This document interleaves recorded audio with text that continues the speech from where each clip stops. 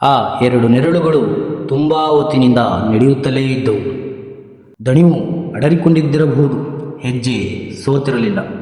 ಅವನು ತನ್ನೆರಡು ಕೈಗಳನ್ನು ಪ್ಯಾಂಟಿನ ಜೇಬಿನಲ್ಲಿರಿಸಿಕೊಂಡಿದ್ದ. ಅವಳು ಬಿಗಿಯಾಗಿ ಎದೆ ಮೇಲೆ ಕೈ ಕಟ್ಟಿಕೊಂಡಿದ್ದಳು. ಮಾತು ಇಬ್ಬರಲ್ಲೂ ಮುಗಿದಂತಿದ್ದವು.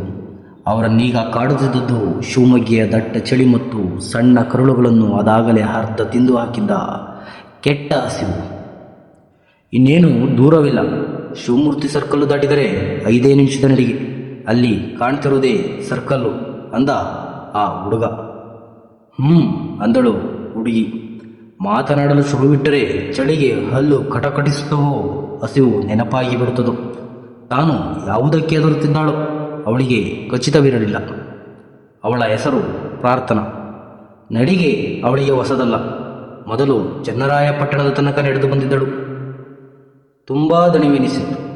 ಆಮೇಲೆ ಅರಸೀಕೆರೆಯ ತನಕ ನಡೆದಳು. ಅವನು ಅವಳ ಪ್ರತಿ ಹೆಜ್ಜೆಗೂ ಹೆಜ್ಜೆ ಬೆರೆಸಿದ್ದ. ಇನ್ನೇನು ಸ್ವಲ್ಪ ದೂರ. ಅಗೋ ಅಲ್ಲಿ ಕಾಣ್ತಿರೋದೇ ಕಡೂರು. ಒಡಗೊಚ್ಚಿ ಸರಸರನೆ ನಡೆದು ಬಿಟ್ಟರೆ ಬೀರೂರು. ಸ್ವಲ್ಪ ಕೂಡೋಣ. ಮರದ ನೆರಳಿಗೆ ಏದುಸಿರು ಸವಿಯಲಿ. ಬೀಸುಗಾಲು ಹಾಕಿದರೆ ತರೀಕೆರೆ ಎಷ್ಟು ಹೊತ್ತಿನ ಮಾತು. ಶಿವಮೊಗ್ಗೆ ನಮ್ಮ ಗಮ್ಯವಾಗಬೇಕು ಡಿಯರ್. ಆಗ ಮಾತ್ರ ಭದ್ರಾವತಿ ತೀರ ಸಮೀಪದೆನಿಸಿಬಿಡುತ್ತದೆ. ಹಾಗಂತ ಅವನು ಉರಿ ದುಂಬಿಸುತ್ತಲೇ ಇದ್ದ. ಶಿವಮೂರ್ತಿ ಸರ್ಕಲ್ಲು ಕಣ್ಣೆದುರುಗಿತ್ತು. ಅವನ ಹೆಸರು ಹಿಮವಂತ್. ಇಷ್ಟು ಹೊತ್ತಿಗಾಗಲೇ ಮನೆಯಲ್ಲಿ ತನ್ನನ್ನು ಹುಡುಕುವುದು ವ್ಯರ್ಥವೆನ್ನಿಸಿ ಸುಮ್ಮನಾಗಿರುತ್ತಾರೆ.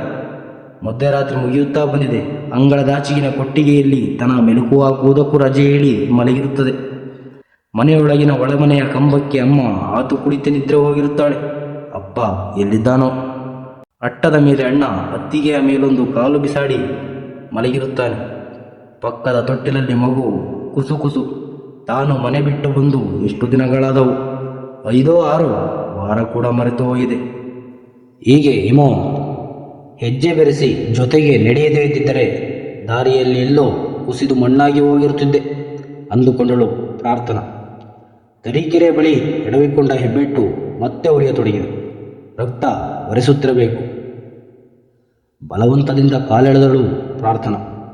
ಅವನು ಅವಳನ್ನೊಮ್ಮೆ ಅಕ್ಕರೆಯಿಂದ ನೋಡಿ ಜೇಬಿನೊಳಗಿನ ಕೈಯನ್ನು ಬಿಗಿ ಮಾಡಿಕೊಂಡ. ಚಳಿಗೆ ಮೂಗಿನ ತುದಿ ಮರಗಟ್ಟುತ್ತಿತ್ತು.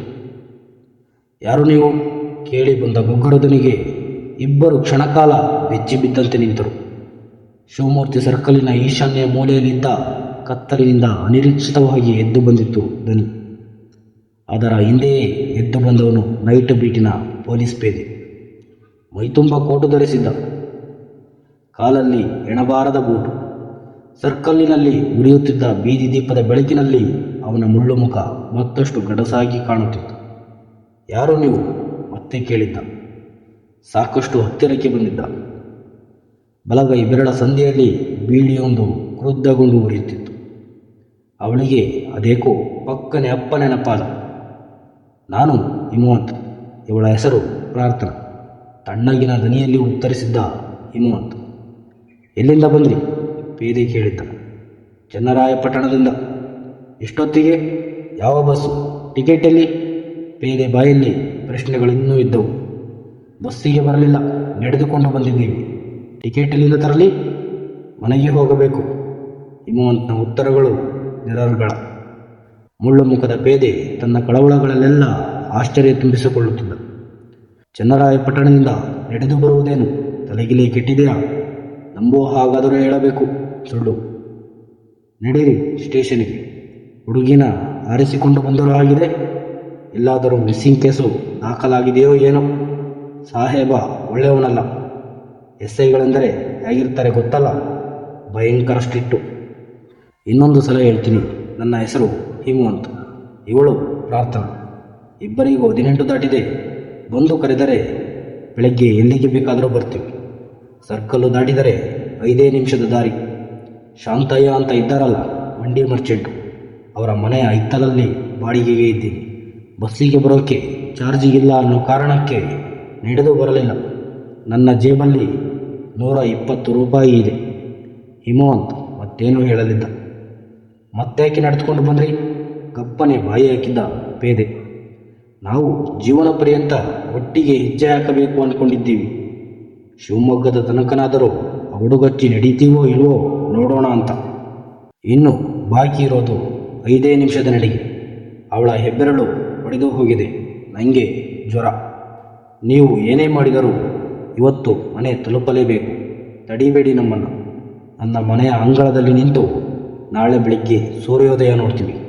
ಈಗ ಮಾತ್ರ ಹಿಮವಂತನ ಧ್ವನಿಯಲ್ಲಿ ಸಣ್ಣದೊಂದು ಉದ್ವೇಗವಿತ್ತು. ಪೇದೆ ನಿಬ್ಬೆರಗಾಗಿದ್ದ. ಅವನ ಸರ್ವೀಸಿನಲ್ಲೇ ಯಾವತ್ತೂ ಇಂಥ ಮಾತುಗಳನ್ನು ಕೇಳಿರಲಿಲ್ಲ. ಹುಡುಗನ ಮುಖವನ್ನು ಬೀದಿ ದೀಪದ ಬೆಳಕಿನಲ್ಲಿ ದಿಟ್ಟಿಸಿದ್ದ. ಜ್ವರ ಇದ್ದಿತೇನೋ, ಕಣ್ಣು ಮಾತ್ರ ಜ್ವಾಜ್ವಲಮಯವಾಗಿ ಉರಿಯುತ್ತಿದ್ದವು. ಹಿಮವಂತ್ ಅನ್ನೋ ಹೆಸರೇ ಎಷ್ಟು ವಿಚಿತ್ರವಾಗಿದೆ. ಮೊದಲೇ ಗೊತ್ತಿದ್ದರೆ 7 ವರ್ಷಗಳ ಹಿಂದೆ ಹುಟ್ಟಿದ್ದ ಕೊನೆಯ ಮಗುವಿಗಾದರೂ ಈ ಹೆಸರಿಡಬಹುದಾಗಿತ್ತು. ಅಲ್ಲಿಯ ತನಕ ಅದು ಕಾಯಲೇ ಇಲ್ಲ. 13ನೇ ದಿನದಂದು ಸತ್ತು ಹೋಗಿತ್ತು. ಅದಕ್ಕೂ ಜ್ವರ ಅಲ್ಲವೇ ಇದ್ದದ್ದು. ಪ್ರಾರ್ಥನಳ ಕಾಲು ನೋಡಿದ. ಹೆಬ್ಬೆರಳು ಒಡೆದು ನೆತ್ತರು 2ನೇ ಬೆರಳಿಗೂ ಹರಡಿತ್ತು. ಅವನಿಗಿಂತ ಹೆಚ್ಚು ದಣಿದಿದ್ದಾಳೆ. ಯಾರೋ ಪ್ರೇಮಿಗಳಿರಬೇಕು. ಯಾರ ಮನೆಯ ಮಗಳೋ ಏನೋ. ಅದು ಏನೇ ಇರಲಿ, ಮಧ್ಯರಾತ್ರಿ ಹೀಗೆ ಸಿಗುವ ಕೇಸೇ ಅಲ್ಲ. ತನ್ನ ಮಗಳು ಹೆಚ್ಚು ಕಡಿಮೆ ಇದೇ ವಯಸ್ಸಿನಲ್ಲವೇ? ಮಿಸ್ಸಿಂಗ್ ಕೇಸು ಕೂಡ ಕೊಟ್ಟಿರಲಿಲ್ಲ ತಾನು. ಅವಳು ಓಡಿ ಹೋದ ದಿನ ಕೋಣೆಯ ಬಾಗಿಲು ಹಾಕಿಕೊಂಡು ಒಬ್ಬನೇ ತುಂಬ ಹೊತ್ತು ಹೊತ್ತಿದ್ದೆ. ಅವಳು ಹಿಂತಿರುಗಿ ಬಂದಾಗ ಹೊಟ್ಟೆ ತುಂಬ ಬಸುರಿ.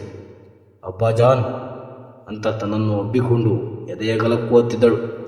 ಅವಳ ಮೇಲಿನ ಮುನಿಸನ್ನೆಲ್ಲ ಮರೆತು ಬೇಟಿ ಬೇಟಿ ಬರೀ ಪ್ಯಾರ್ ಬಚ್ಚಿ ಅಂತ ಮೈದಡವಿ ಸಮಾಧಾನ ಹೇಳಿರಲಿಲ್ಲವೇ? ಈಗ ಹೆರಿಗೆಯಾಗಿದೆ. ಅವನು ಕೂಡ ಬಂದು ಹೋಗ್ತಾನೆ. ಓಡಿಸಿಕೊಂಡು ಹೋದರೇನಂತೆ, ಚೆನ್ನಾಗಿಯೇ ನೋಡಿಕೊಳ್ತಿದ್ದಾನೆ. ಅದೇನೇ ಇರಲಿ, ಚನ್ನರಾಯಪಟ್ಟಣದಿಂದ ನಡೆಸಿಕೊಂಡು ಬಂದೆ ಅಂತಾನಲ್ಲ, ಇವನಿಗೇನು ಹುಚ್ಚ? ಪ್ರೀತಿಗೊಂದು ಶಕ್ತಿ ಇರುತ್ತೆ, ಅದನ್ನು ಪರೀಕ್ಷಿಸಿಕೊಳ್ಳೋದು ಹುಚ್ಚೆ. ನಮ್ಮಿಬ್ಬರಿಗೂ ಹುಚ್ಚು ಅಂತಲೇ ತಿಳ್ಕೊಳ್ಳಿ.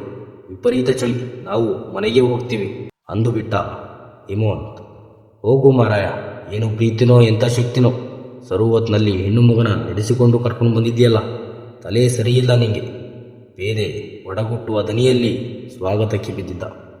ಕೈಯಲ್ಲಿದ್ದ ಬೀಡಿ ಅಲ್ಲೇ ಆರಿತ್ತು. ಅವರಿಬ್ಬರು ಅವನನ್ನು ದಾಟಿಕೊಂಡು ನಡೆದು ಹೋದರು. ಅವನು ಅದೇಕೋ ಒಡಗುಡುತ್ತಲೇ ಇದ್ದ. ಆರಿದ ಬೀಡಿಗೆ ಬೆಂಕಿ ಕೊಟ್ಟ. ಅವನ ಹೆಸರು ರಜೂಲ್ ಜಮಾದಾರ.